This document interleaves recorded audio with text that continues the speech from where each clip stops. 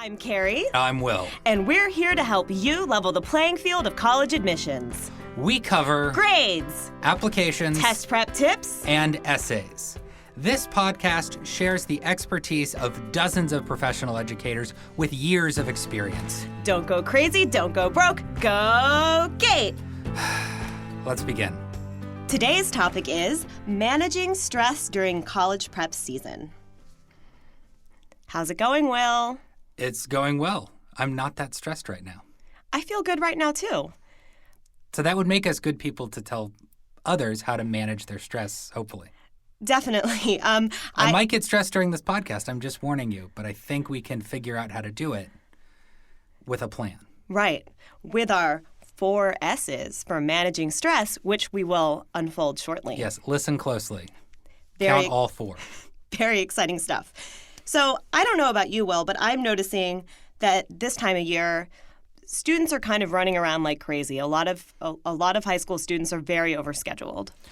And it's also one of those things where I think a lot of students don't realize that they will be overscheduled until they look and they go, okay, I have an activity after school. School is 7 hours, and then I've got to do homework, and then I've got to prepare for the SAT or ACT, and I've got to do my college admission, and then at a certain point, they just can't use words because they're so overscheduled. Right. I know, like, one of my students, Mia, she wakes up at, 5:30 in the morning every morning. 5:30 in the morning, and is totally scheduled all the way almost until midnight every single day.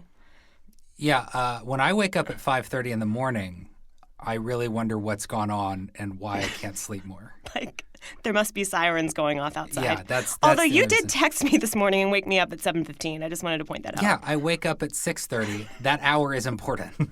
Well, next time, after 8 o'clock, please. But okay.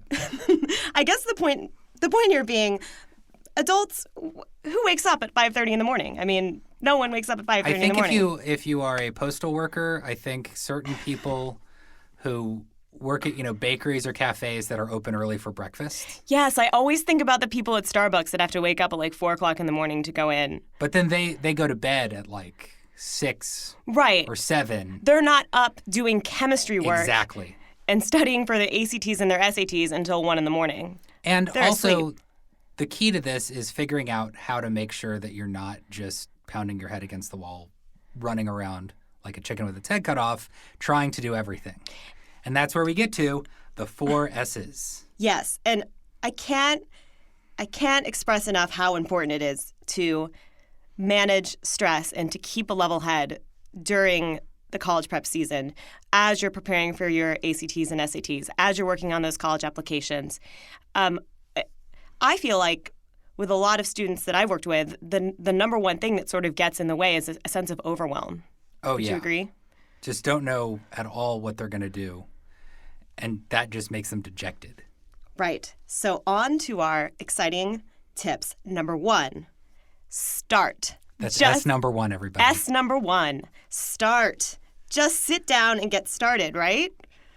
And it sounds so simple because just do it. Just get going. Should be the number 1 element. But there's always, well, I've got other stuff I could do, or I'd rather go here. And just saying, I have done something on this assignment is so big. It makes a world of difference. Often we get so paralyzed by overwhelm, by the overwhelm of things that we have to do, that we actually don't do anything. So the act of just sitting down, even if it's just for 15 minutes, and having uninterrupted, dedicated time to a task is so huge. And if you've got an assignment in a literature class where you've got to write a big essay, that's daunting because you've got to do all this stuff. But if you just say, okay, I'm going to take 15 minutes and I'm going to think of what I want to say and have even the worst version of a thesis on a topic, you've gotten somewhere. Yeah, you've gotten somewhere. 15 minutes of brainstorming. Don't underestimate what you can get done in 15 minutes, 20 minutes. And also, then you'll just feel better because you're thinking, oh, I've got something done. Right. And once you get the ball rolling, it'll be easier to keep going. Right? Yes. And allows you to know exactly what's going on and what you have to do in the future, which gets to making a schedule. Schedule. Our second S is schedule. This is the key part of our G module that we teach through GATE. Which you can find at gatecollegesystem.com. I'm not just trying to promote everything. Shameless plug. No, but it's an amazing system. Again, don't underestimate how much you can get done in a 15 to 20 minute time block. Get a calendar and schedule in your studying, schedule in your essay writing. And you can also then, once you do that enough, maybe you said, I've gotten 30 minutes set aside for this task. It actually only took me 20 minutes. Or now you can change the schedule. Or you schedule in 30 minutes and then everything gets so exciting that all of a sudden you've lost track of time and you've gone for 2.5 hours prepping for your SAT. I think we're viewing these very differently because I encourage you that if you can find a way to do it more efficiently, do it more efficiently. That's my advice. But it's okay to get lost in the excitement of test prep. Yes. I encourage that. But also, again, you have to get everything done that you need to get done. Absolutely. And I would have said get lost in the excitement of a book you love or, a class that really excites you rather than test prep. A book you love coming soon, and tip number 3, which is slow down. S number 3 if you're getting along. S number 3, slow down. It's important that you relax, right? And we don't just mean take a nap. Sometimes you might need to, but usually that's because you've gotten behind on everything else. What we really mean is you can take 5 minutes to catch your breath. At most times of the day, you can find some way after you've done an activity or right before a class starts, just take a deep breath. And if you have a bigger hole in your schedule, which is carefully plotted out, as we said, in S number 2 schedule, with your handy-dandy calendar, then you can actually schedule certain things that are longer relaxing activities that will really allow you to slow down in a much larger way than simply but never forget to do that. Right. And what relaxing activities do you recommend to students? I think that even a 15-minute walk outside. Now, we live in Southern California. We can walk outside more every than other day of the year. But any kind of short exercise, this doesn't need to be, it's so intense. It's just getting yourself moving and not sitting at a desk staring at a paper or a computer screen.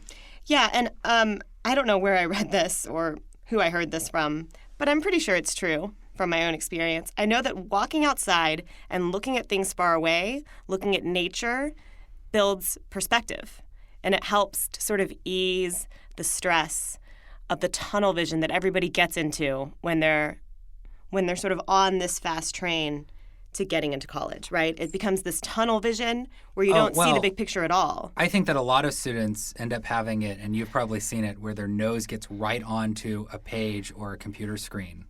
So they're like, I have to stare at this so much harder, and I will know what I'm doing.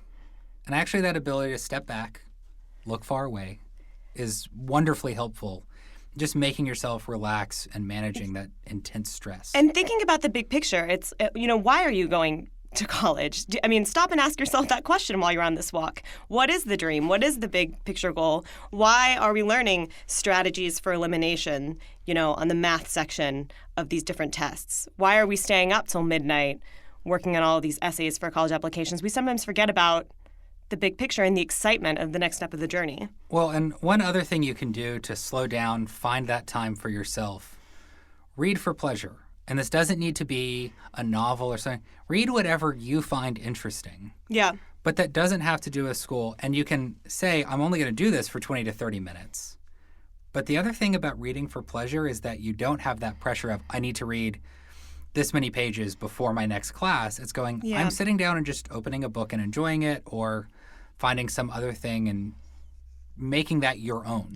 And I'm thinking back over my high school, college, and grad school sort of journey, and what little time I actually spent reading for pleasure for myself. I always felt like I had to read some kind of academic textbook, and I personally didn't take that time for myself. And I love reading and just kind of hanging out, and I didn't really do that at all. I don't know about you. Yeah, and again, we're not saying that you've got to find hours in the day for this. Right. The real great thing about everything we're saying is you can maybe find 15 to 20 minutes. And you probably do have 15 to 20 minutes. That's when you are looking at blogs or Twitter or Facebook. Exactly. And maybe not even using Twitter and Facebook so much as just it was open. Just and I can't get away from social media right now. Right, just staring at a scrolling feed of other people's selfies. Yeah, and you can go back and look at it later. Yeah, or It not will at be all. there. You could take Facebook off your phone. You can do it. That is always nice. I'm just saying I don't think it's likely, but you can always check it later. That's true. That's true.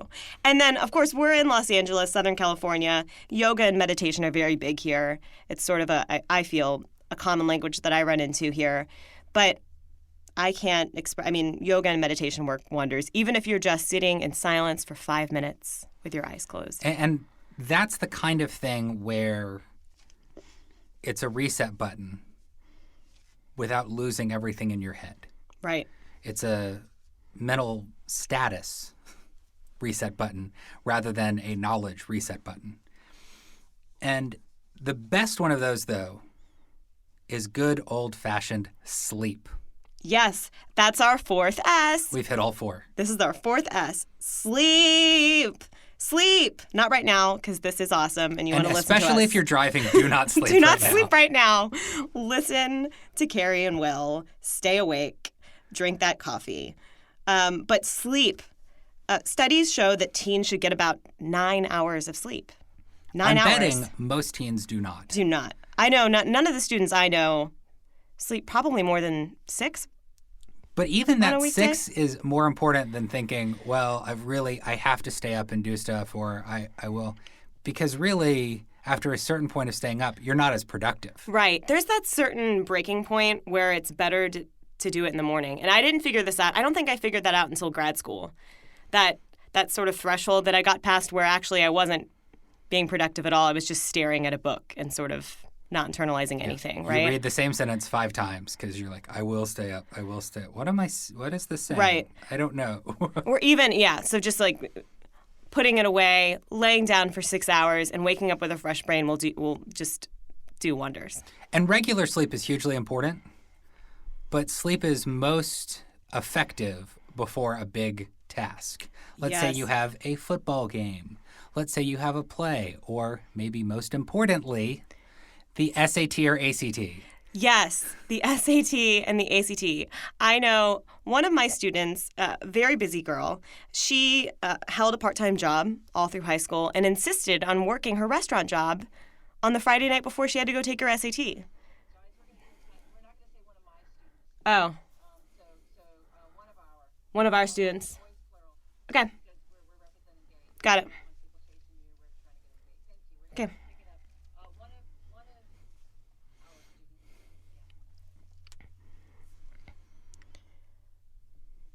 I know that one of our students, we spent hours and hours and hours, Gate did with her, working to prep for the SAT. And then the night before she took the SAT, she insisted on going to work at her restaurant that she works at. And one of the keys to doing better on a standardized test are those little things. And you won't remember all the little things as well if you don't have as much sleep. Yeah, don't go to work the night before your SAT. Full disclosure, I'm embarrassed to admit this. I went to the movies the night before I took my SAT. I don't know if that was a good idea or a bad idea. I think it got my mind off of it a little bit, but I probably could have gone to bed earlier. I was going to say, it's actually not a terrible piece of advice if you go to, say, a late matinee. Yeah, I did not go to a late matinee. I think the 9:30 and on showings are a problem. Yeah. But it's another one of those things where it will feel like you have to do so much. You get through your school day, your literature teacher gives you a huge amount of reading to do. Your history teacher gives you a massive assignment. Your math homework seems overwhelming. Your science gets there. And then you're thinking, okay, and I've got to prepare for the SAT, and I've got to keep an eye on applications and what.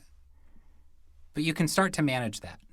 And it's sort of knowing that people do this, as terrifying as it seems. A lot of high schoolers are doing that. We see it all the time at Gate. That's our students.